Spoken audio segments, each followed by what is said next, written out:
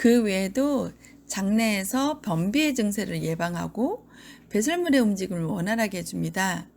또한 수분은 충격 흡수제 혹은 윤활제 역할을 맡고 있는데요.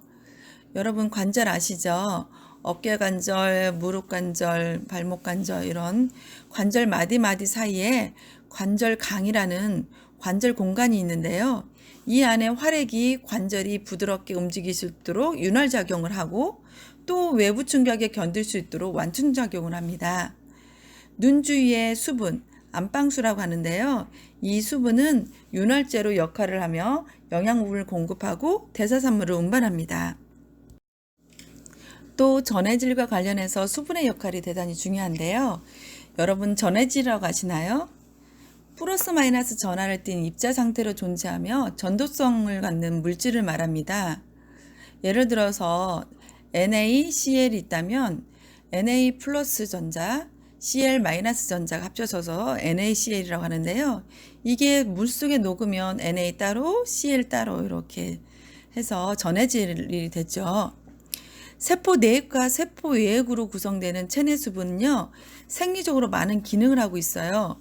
특히 혈액의 절반 이상은 혈장으로 약 90%가 수분으로 이루어져 있으며 그 안에 나트륨, 염화물 이온, 단백질 등 여러 성분이 용해되어 있고 몸에 필요한 영양소와 산소를 운반해주는 역할을 합니다.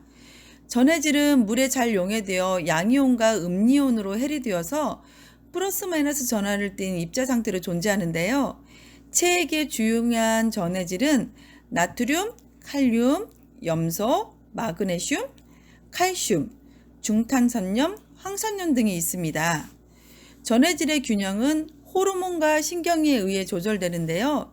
이 전해질이 왜 중요하냐면 체내에서 항상성을 유지하는 데 필수적인 역할을 하고 심장과 신경계 기능, 체액 평형, 산소 전달, 산염기 평형 등의 조절을 지원하기 때문입니다.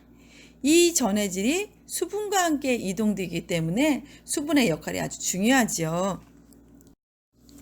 이처럼 수분은 우리 몸에서 아주 중요한 역할을 하기 때문에 수분 평형을 유지하는 게 필요합니다. 수분 평형을 잘 유지하기 위해서는 수분의 소실과 섭취가 같아야 되는데요. 수분 소실이 섭취보다 많으면 수분 부족이 일어나고 소실이 섭취보다 적으면 수분 과다가 일어나겠지요. 어느 쪽으로 치우쳐도 신체의 정상적인 생리 기능을 방해하기 때문에 수분 평형을 유지하는 것이 아주 중요하죠. 수분 평형은 갈증과 바소프레신 분비에 의해서 조절이 되는데요. 수분 부족이 현상이 일어나면 인체는 수분 섭취에 대한 욕구가 유발됩니다. 이는 뇌의 시상하부에 위치한 갈증 중추가 자극을 받기 때문인데요. 갈증 중추의 흥분은 수분 섭취 욕구 증가와 항인용 호르몬인 바소프레신의 분비를 촉진해서 수분 재흡수를 통한 체액을 정상으로 회복시키려는 수분 평형 반응을 말해요. 수분의 소실은 여러 가지 경로가 있는데 가장 양이 많이 소실되는 것은 소변입니다. 70kg의 체중이 나가는 사람의 하루 평균 수분 소실량은 약 2300ml 정도입니다. 그래서 수분은 소실된 만큼 보충되어야 수분 평형을 이룰 수가 있잖아요. 수분의 부족은 우리 몸을 위험하게 만들기 때문에 위험 요소라고 할 수 있어요. 그렇다면 수분이 부족할 때 어떤 증세가 나타날까요? 지금 여기 나타난 표를 보시면 우리가 1%만 부족해도 갈증이 나타나고 2% 부족하면 강한 갈증이 나타납니다. 특히 더운 곳에서는요, 컨디션이 난조하고 식욕부진도 일어납니다. 3% 정도가 부족하면 보통 환경에서도 운동 능력 저하가 일어나고 혈장량이 저하가 됩니다. 4% 정도 되면 무기력해지고 안절부절 못하고 피부도 뻘겋게 변하는 피부 홍조를 나타냅니다. 6% 정도 부족하면 아주 강한 갈증과 심박수가 증가하고 호흡수도 빨라지고요. 8% 정도면 어지러움을 호소하고 억지로 호흡을 해야 되고 정신이 혼미해지는 상태까지 이루어지고 결국 더 많은 것이 부족하다 보면 사망에 이를 수도 있습니다. 우리 몸은 운동 시 발생하는 땀을 통해 몸의 수분이 많이 배출되기 때문에 충분한 수분 섭취가 필요합니다. 좀 전에 표에서 보여주듯이 수분이 생체에서 부족하면 인체의 모든 능력이 저하되면서 피로가 유발되는데요. 특히 약 3에서 4%의 수분 부족은 유산소 운동 기능을 저하시키고 수분 부족 현상이 심해지면 정신을 잃거나 사망에 이를 수도 있습니다. 운동으로 인해 배출되는 수분량은 1시간당 약 2에서 3리터 정도이며 1일 6에서 7리터까지 크게 증가하고 총 체중의 7, 8% 정도가 감소합니다. 이러한 수분 손실로 인해 혈장량이 감소되고 혈압이 감소가 일어나게 되고 수분 보충이 충분히 이루어지지 않으면 순환계 이상과 고체온증이 초래될 수 있습니다. 반대로 수분 과다 역시도 우리 몸에 유해하죠. 그렇다면 적절한 수분 공급이 필요할 텐데요. 우리가 물을 마시면 어떻게 체내로 이동되고 배출될까요? 우리가 물을 마시면 30초 후에 혈액에 도달하고요.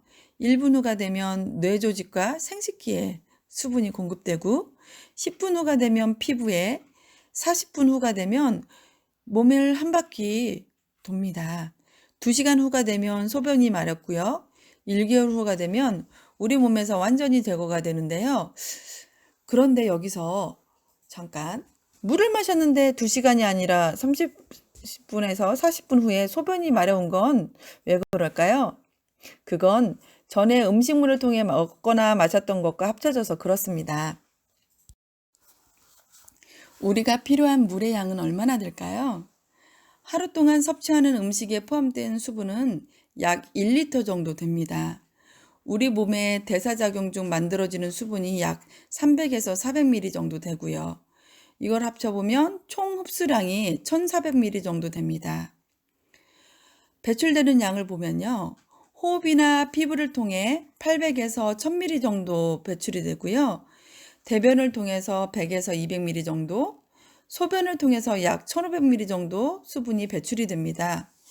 총 배설에서 소실되는 수분의 양이 2500에서 2700ml 정도 됩니다. 계산해 보면 하루 마셔야 할 물은 2500에서 2700 빼기 1400ml니까 약 1100에서 1300ml 정도를 마셔야 된다는 거죠. 물 1100에서 1300ml를 잔으로 따져보면 7에서 8잔 정도입니다. 그런데 운동을 하거나 더운 환경에서 일을 해서 땀을 많이 흘린 경우 같은 경우는 흘린 만큼 더 마셔줘야 하는데요. 아까도 얘기했지만 운동선수의 경우 운동으로 인해 배출되는 수분량은 1시간당 약 2, 3리터 정도이고요. 이를 6에서 7리터까지 크게 증가하기 때문에 부족하지 않도록 물과 스포츠 음료 등을 통해 보충해줘야 합니다. 세계보건기구에서 권장하는 음용량은 하루 약 2리터 정도인데요. 왜 이렇게 목표가 높냐면 우리가 목표를 정했다고 해서 다 달성하지는 못하지만 목표를 높여놓고 달성하려고 노력하라는 의미라고 생각하면 될 것 같아요. 한국인의 실제 음용량은 한국인의 70에서 80% 정도가 만성 탈수에 노출되어 있습니다. 국민건강영양조사에 의하면 우리 국민의 수분 섭취량은 일일 평균 966ml로 물 5컵 정도만을 섭취하는 것으로 나타났습니다. 조금 더 신경을 써서 수분을 섭취하는 것이 중요하다고 할 수 있지요. 물은 어떻게 마시는 게 좋을까요? 갈증 나기 전에 수시로 마셔줍니다. 땀을 흘린 뒤에는 반드시 마셔야 했고요. 또 운동을 해야 한다면 운동 시작 2-30분 전에 600ml 정도의 수분을 섭취하도록 권장하고 있어요. 너무 많은 양의 수분을 섭취하게 되면 소변으로 배출시켜야 하거나 또는 불쾌감, 위팽만으로 인해서 호흡근에 부담을 줄 수 있기 때문입니다. 운동 중에는 갈증 나기 전에 수시로 마셔주고요. 운동 후에는 갈증이 해결될 때까지 충분한 양의 물을 마셔줍니다. 운동이 1시간 이내에 마칠 때는 물만 마셔도 되지만 1시간 이상이 될 때는 전해질 공급과 피로 방지를 위해서 이온 음료, 즉 스포츠 음료를 마셔주는 걸 권합니다. 물을 잘 마셔주면 우리 건강에 도움이 됩니다. 이제 물에 대해 알았으니 물 한잔 할까요? 유튜브를 시청하신 여러분의 아픔 없는 삶을 응원합니다. 마음에 드셨다면 좋아요, 구독 버튼 클릭해 주시고요. 지금까지 라이프 에너지 연구소 소장 박사 김미선이었습니다. 감사합니다.